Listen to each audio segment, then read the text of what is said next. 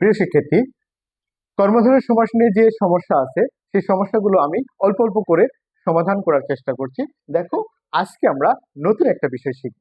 খুব মজার একটা বিষয়, যে কর্মধারয় সমাস যদি কিভাবে বিশেষণ ও বিশেষ্য শব্দ পদ দ্বারা গঠিত হয়, তবে কখনো কখনো বিশেষ্য আগে আসে। তাহলে দেখো, আমি লিখি, তাহলে কি,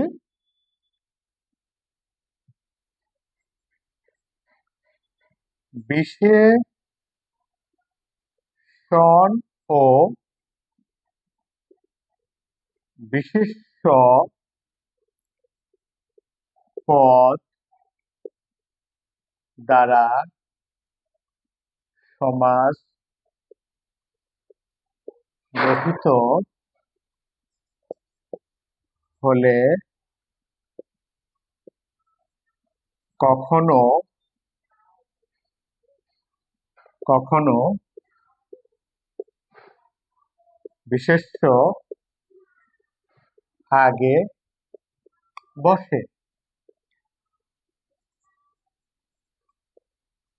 যেমন বলছে কি, বিশেষণ ও বিশেষ্য পদ দ্বারা সমাস গঠিত হলে কখনো কখনো বিশেষ্য আগে বসে।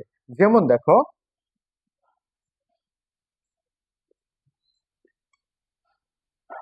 সিদ্ধ যে আলু হবে কি,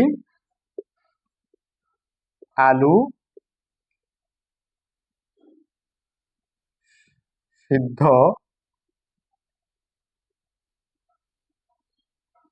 আলু সিদ্ধ। আর একটা কি,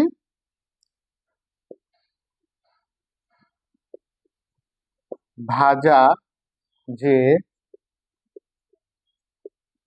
বেগুন বেগুন ভাজা। দেখো, বিশেষণ বিশেষণ বিশেষ্য বিশেষ্য, এখানে যে বিশেষ্যটা আগে আসছে।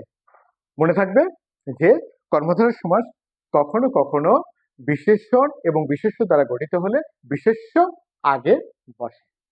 পরবর্তীতে আমরা কর্মধারয় সমাসের আরো যে অন্যান্য নিয়মে গঠিত সেই নিয়মগুলো নিয়ে আলোচনা করব।